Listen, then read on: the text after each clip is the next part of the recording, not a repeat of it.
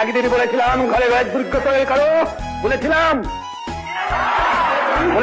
যার যা আছে তাই নিয়ে যুদ্ধ করো, বলেছিলাম।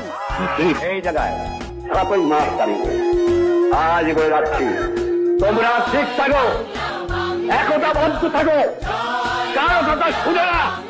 ইনশাআল্লাহ স্বাধীন যখন হয়েছি স্বাধীন থাকবো, একজন মানুষ এই বাংলাদেশে বেঁচে থাকতে সংগ্রাম।